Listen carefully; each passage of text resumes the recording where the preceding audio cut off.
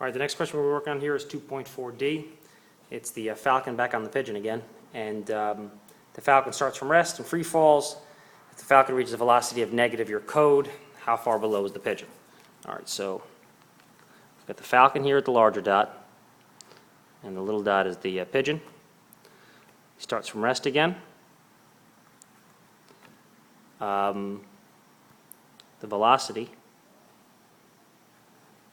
is equal to -2 meters per second. Now that's going to be different for everyone else. It's going to be your code. And we also can assume, it's one of our givens, silent givens, is -9.8 meters per second squared. Gravity. All right, now let's do the 5-step method. Step number 1. We're trying to solve for distance, how far below. Step 2, what are our givens? We have VI, we have A, and we have VF. Step 3, so we need to find an equation that's got VF, VI, A, and it has to have D in it.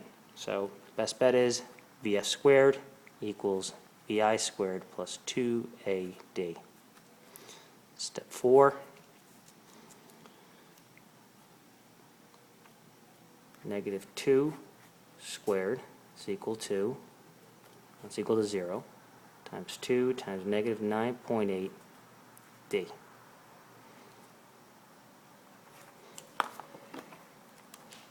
Now, the biggest issue that we're going to run here is squaring a negative number on the graphing calculator. That's got to be done with parentheses.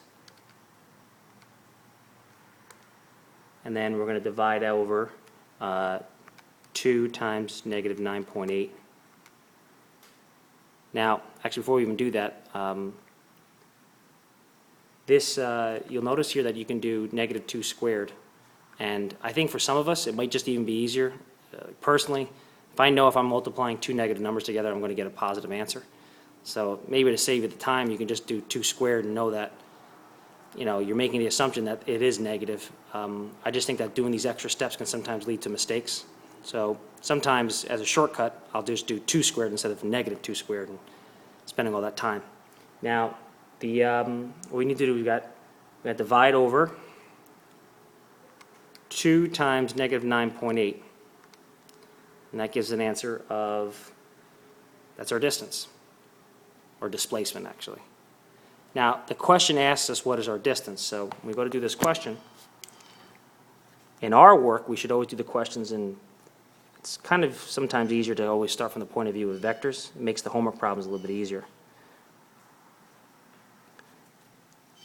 Now, the question wants to know how far below is the pigeon. So the actual answer comes out to be the positive 0.204. The question is not asking you for displacement. The question is asking you for distance, which is a scalar quantity. So that's the actual answer in the end.